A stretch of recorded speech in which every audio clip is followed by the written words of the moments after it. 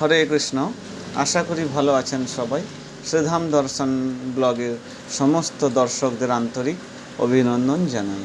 আজকে আমরা দর্শন করব পশ্চিম মেদিনীপুর জেলার বগড়ি, সেই বগড়ির কৃষ্ণ রায় মন্দির। সেই মন্দির শিলাবতী নদীর তীরে অবস্থিত, একদম নদীর তীরেই সে মন্দির অবস্থিত।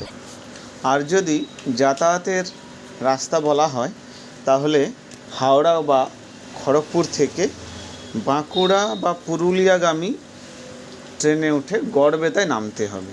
সেখান থেকে টেম্পু করে প্রায় 8-9 কিলোমিটার গেলে ওখানে বগড়ি কৃষ্ণরায় মন্দিরে আসা যায়। আর এই মন্দির যেই গ্রামে অবস্থিত সেই গ্রামের নাম কৃষ্ণপুর। আর বগড়ি হচ্ছে অভিরাম ঠাকুরের লীলাভূমি। এখানকার স্থানীয় জমিদার শ্রী রাজ্যধর রায় পুরী থেকে এই বিগ্রহ এনে এখানে প্রতিষ্ঠা করেন এবং সেবা পূজা করেন।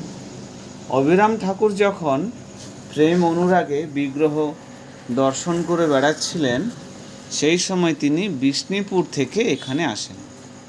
এখানে এসে অভিরাম ঠাকুর এই কৃষ্ণরায় বিগ্রহকে প্রণাম করেন। আর প্রণাম করার সঙ্গে সঙ্গে সেই বিগ্রহের সারা শরীর থেকে রক্ত পড়তে লাগে। তখন কৃষ্ণরায় বললেন, তুমি আমার এরকম দশা কেন করলে? অভিরাম ঠাকুর বললেন, এটা রক্ত নয়, এটা তোমার শরীরের ঘাম, তা এতে তোমার কি লাভ? তখন অভিরাম ঠাকুর বলছেন, এর দ্বারা তোমার মহিমা আরও বর্ধিত হবে এবং তোমার মহিমা আরও বেশি করে প্রচার হবে।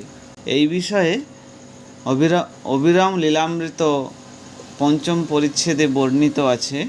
এক দণ্ডবৎ দিয়া দেখেন চাহিয়া, সর্বাঙ্গে রুধির তার পড়িছে ফুটিয়া। তখন সে কৃষ্ণরায় বলেন বচন, মোর অপমান কইলে কিসের কারণ? শরীর ফাটিয়া মোর রুধির পড়িলা, এতে শুনিয়া তবে গোসাই কহিলা, এহ রক্ত নহে তব চুইয়াছে ঘাম, প্রকাশ হইল এবে কৃষ্ণ রায় নাম। তারপর অভিরাম ঠাকুর পুলিন ভোজন করে কৃষ্ণ রায়ের সঙ্গে বিহার করতে করতে খানাকুলে মালিনী দেবীর সঙ্গে দেখা করলেন। বর্তমানে এখানে এই শিলাবতী নদীর তীরে কৃষ্ণরায়ের যে মন্দির রয়েছে তা খুবই সুন্দর এবং সেখানকার সেবা পূজা খুবই মনোরম। প্রতি বছর দোল পূর্ণিমাতে উপলক্ষে এই শিলাবতী নদীর তীরে কৃষ্ণরায় ঠাকুর আসেন। সেই স্থানে 5ম দোল পর্যন্ত অবস্থান করেন এবং পুনরায় মূল মন্দিরে ফিরে যান। প্রতি বছর স্নানযাত্রা উপলক্ষে কৃষ্ণরায়ের মন্দিরের উত্তর পূর্ব কোণে একটি সুন্দর মনোরম স্থান আছে। আর সেই স্থানে তার স্নানযাত্রা মহোৎসব পালন হয়।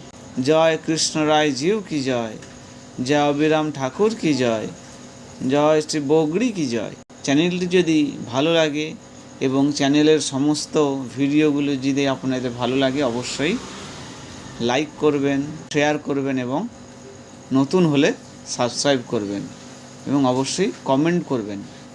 হরে কৃষ্ণ।